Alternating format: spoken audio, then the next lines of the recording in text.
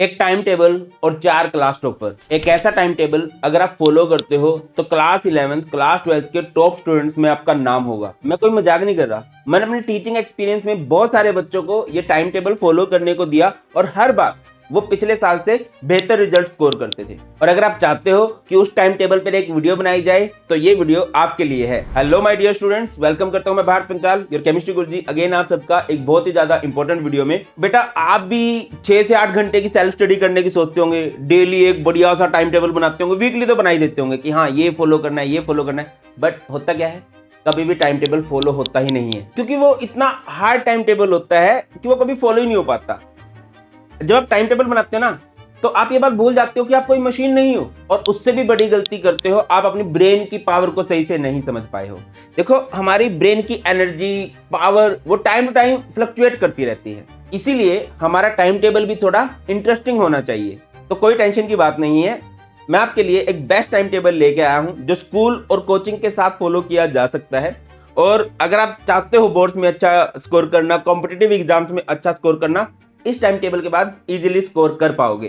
लेकिन बेटा, वीडियो में आगे बढ़ने से पहले कमेंट सेक्शन में अभी बताओ किस किस सब्जेक्ट में आपका बैकलॉग है। और हाँ, बैकलॉग को कवर करने के लिए मैंने एक बढ़िया सी वीडियो बना रखी है, आप उसे देख सकते हो।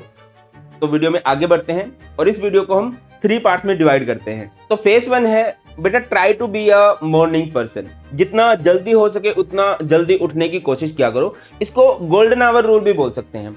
जब आप सुबह उठते हो ना, तो जो आपका फर्स्ट आवर होता है वो गोल्डन आवर होता है। माइंड बिल्कुल रिलैक्स होता है, बॉडी बिल्कुल फ्रेश एनर्जी भरी होती है ना, ये नहीं कि फुल डे की टायर्डनेस है।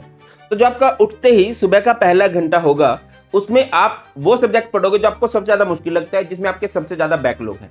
रीजन, बॉडी में फुल एनर्जी है, माइंड में फुल एनर्जी है। और जब सुबह सुबह आप कोई डाटा स्टोर करते हो ना, वो लंबे टाइम तक याद रहता है। आप कभी ऑब्जर्व करना, जब आपने सुबह कोई गाना सुना होता है सुबह सुबह, तो वो मोस्टली आप दिन भर गुनगुनाते रहते हो।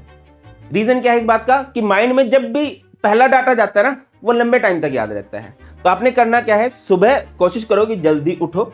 और मैं इसीलिए नहीं बोल रहा कि सब बोलते हैं, ये फैक्ट है। आपके पास ज्यादा टाइम होगा, ऑब्वियस सी बात है। और दूसरा ये है कि जो फर्स्ट आवर होता है वो गोल्डन आवर होता है।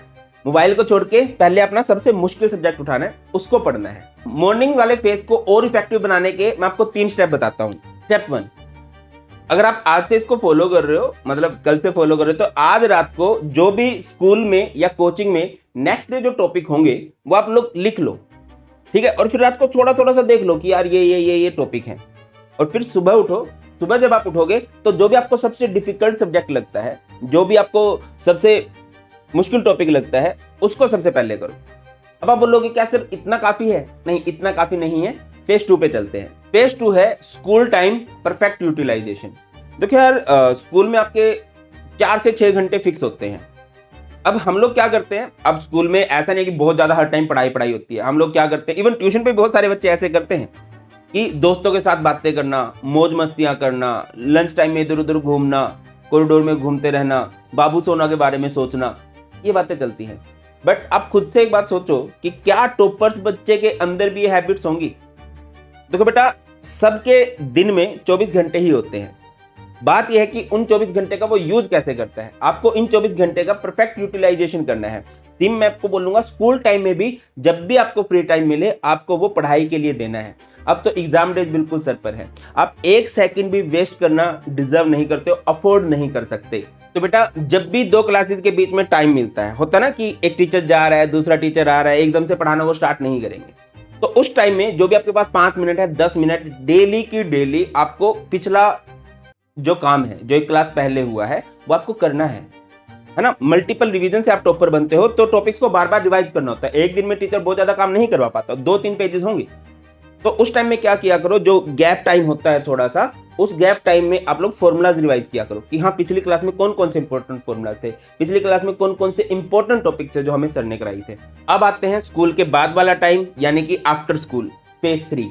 बेटा, लाइफ में जब भी कोई काम आप स्ट्रेस फ्री होके करोगे ना, रिलैक्स होके करोगे, तो वो काम में आपको सक्सेस मिलने के चांसेस ज्यादा होते हैं। अब आप स्कूल गए हो, 4 घंटे 6 घंटे आप लोगों ने लगाए हैं, है ना, तो भैया बॉडी थकती है ना, ह्यूमन बॉडी है वो रेस्ट डिमांड करती है।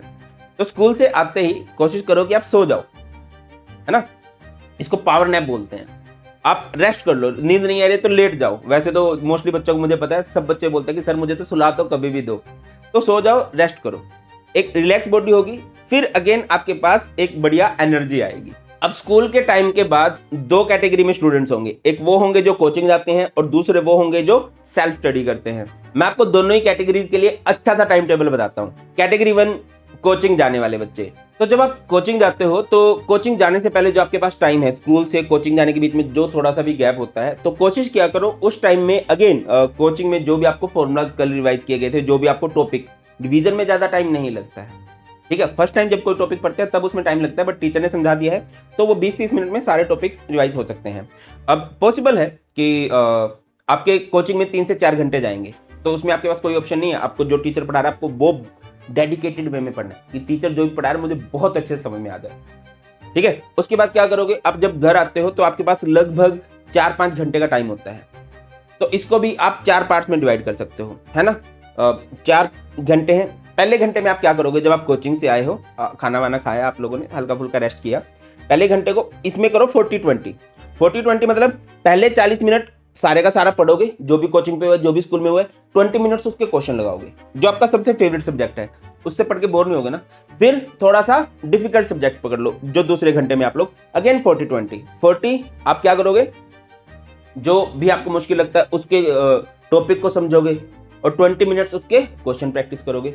तीसरे घंटे क्या करना है, तीसरे घंटे आप लोगों ने अगला सब्जेक्ट पकड़ना है, अगेन उसको भी 40-20, 40 मिनट्स आप टॉपिक को रिवाइज करोगे, 20 मिनट्स उसके क्वेश्चन प्रैक्टिस करोगे। जब तक क्वेश्चन प्रैक्टिस नहीं होगी ना, आपको कोई भी कंसेप्ट अच्छे से याद नहीं होगा।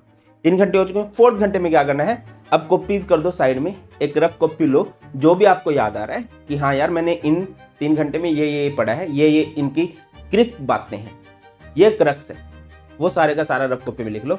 और फिर दोबारा से वो फेज 1 स्टार्ट करो कि मॉर्निंग में उठना है, इंपॉर्टेंट फॉर्मूलाज को रिवाइज करना है, या जो आपको सबसे मुश्किल लगता है वो। और जो भी बच्चे कोचिंग जाते हैं, बात रही आपके PYQs की, मॉक्स की, तो बेटा वीकेंड पे आपको PYQ जरूर प्रैक्टिस करनी चाहिए, या अपने कोचिंग पे अपने टेस्ट जरूर देनी चाहिए, पूरे हफ्ते में आपने क्या पढ़ा है। अब बात करते हैं सेकंड कैटेगरी वाले बच्चों की, जो सेल्फ स्टडी करते हैं, जो कोचिंग नहीं जाते। लेकिन आगे बढ़ने से पहले एक रिक्वेस्ट करूंगा कि आप इस चैनल को सब्सक्राइब कर दो, क्योंकि बेटा मैं रेगुलरली आप लोगों के लिए केमिस्ट्री से रिलेटेड कंटेंट और जो भी आपके इफेक्टिव स्टडी प्लान होते हैं, सो दैट कि आपका टाइम वेस्ट ना हो, बस आप फॉलो करो और अच्छे मार्क्स लाओ, वो लाता रहता हूं। तो आपको चैनल सब्सक्राइब कर दोगे तो मुझे अच्छा लगेगा। कैटेगरी 2 जो सेल्फ स्टडी वाले स्टूडेंट्स होते हैं, जो कोचिंग नहीं जाते हैं। अब आपके पास तो सारा टाइम खुद का है, तो आपको अपने दिन को डिवाइड करना है 60-40 में। 60% टाइम्स आप करंट टॉपिक करोगे, जो भी आपके करंट टॉपिक है, चाहे आप क्लास 12 के स्टूडेंट हो, चाहे आप क्लास 11 के स्टूडेंट्स हो। और 40% आपको टाइम अपना डेडिकेट करना है बैकलॉग्स में। और 11th के हो तो ऑब्वियसली आप अपने 60% टाइम को स्ट्रॉन्ग करने चाहोगे टॉपिक को, और 40% टाइम जो भी आपका वीक टॉपिक है, जो भी आपका बैकलॉग है, उस पर देने वाले हो। डिवाइड योर वीक, आपको अपने वीक को डिवाइड कर लेना है 5-1-1। 5 डेज आपको फ्रेश टॉपिक पढ़ने हैं, सब कुछ पढ़ोगे, नए नए टॉपिक पढ़ोगे। 6th डे पूरे जो भी आपने 5 दिन पढ़ा उसकी रिवीजन करोगे, और 7th डे आपने जो भी 5 दिन पढ़ा था रिवाइज कर लिया, इसका टेस्ट दो, PYQs की फॉर्म में दो, मॉक्स की फॉर्म में दो। बेटा सेल्फ स्टडी के लिए और कोचिंग जाने के लिए बेस्ट स्टडी टेक्निक होती है पोमोडोरो टेक्निक। इसमें क्या देखो, जो घर पे रहने वाले बच्चे हैं, आपको नहीं पता चलेगा कब आपको सब्जेक्ट चेंज करना है, कैसे करना है, तो आप अपने हर एक घंटे को 40-20 में डिवाइड कर लो। 40 मिनट पढ़ना है, 20 मिनट्स का ब्रेक लेना है, फिर 40 मिनट पढ़ना है, 20 मिनट्स का ब्रेक लेना है। इस तरह से आप 5 घंटे पढ़ लोगे। और एंड का जो लास्ट का सोने से पहले का 1 घंटा, उसमें क्या करना है, वो जो कोचिंग वालों ने करना है, आपने एक रफ कॉपी लेनी है, जो भी पढ़ा है, जो भी आपको याद आ रहा है, वो सारे का सारा उसमें लिख लेना है। तो कंक्लूजन पे आते हैं। बेटा मैंने आपको एक बेस्ट टाइम टेबल बता दिया है, एक रिलैक्स टाइम टेबल है, जो आप इंजॉयमेंट के साथ फॉलो कर सकते हो, बहुत ही रिजिड टाइम टेबल नहीं है। और जाते जाते मैं आपको 3 की पॉइंट्स बताऊंगा जो आपको टॉपर बना देंगे। Number 1, focus on consistency. बेटा अगर आप रोज पढ़ते हो, स्ट्रक्चर्ड वे में पढ़ते हो ना, तो आप पे कभी भी प्रेशर नहीं आएगा। प्रेशर आता है जब बैकलॉग्स बनते हैं, और बैकलॉग्स पे बैकलॉग्स बनते जाते हैं। हर एक टॉपर में एक बात कॉमन होती है कि वो कंसिस्टेंट होते हैं। पुरानी बातों को आप बदल नहीं सकते, बट आज से आने वाले टाइम को बदला जा सकता है। तो सबसे पहले आपको फोकस करना है कंसिस्टेंसी पे। Number 2, track your output. भैया जब एफर्ट्स लगा रहे हो तो आपको पता चलना चाहिए कि यार कुछ फायदा हो रहा है कि नहीं है। आपको अपनी आउटपुट को हर 7th डे में ट्रैक करना है कि मुझे कितना फायदा हुआ है, मैंने पिछले 5-6 दिन जो भी टॉपिक्स पढ़े हैं मैं कुछ सीख पा रहा हूँ, क्या इफेक्टिव स्टडी हो रही है, नंबर 3, डिस्ट्रैक्शन टू रिवॉर्ड। आपको बहुत सारी चीजें डिस्ट्रैक्ट करती होंगी, बट उन डिस्ट्रैक्शंस को आपने रिवॉर्ड में कन्वर्ट करना है। कैसे? जैसे आप रील चलाते हो, है ना, तो आप क्या करोगे, पहले मैं ना फिजिक्स का होमवर्क कंप्लीट करूंगा या फिजिक्स का ये टॉपिक कंप्लीट करूंगा, तब 5 मिनट 10 मिनट रील्स देखूंगा। या मैं ये केमिस्ट्री का टॉपिक करूंगा, तब मैं अपने दोस्त से बात करूंगा या दोस्त के साथ बैठूंगा थोड़ी देर। या फिर मैं तब मैथ के क्वेश्चन लगा लूंगा, बायो को क्वेश्चन लगा लूंगा, तब मैं मूवी देखूंगा या टीवी देखूंगा थोड़ी देर। जो भी आपकी डिस्ट्रैक्शंस है वो रिवॉर्ड में कन्वर्ट करो कि ये रील कब देखनी है, दोस्तों से बात कब करनी है, बाबू सोना से बात कब करनी है, जब मेरा ये टास्क कंप्लीट होगा।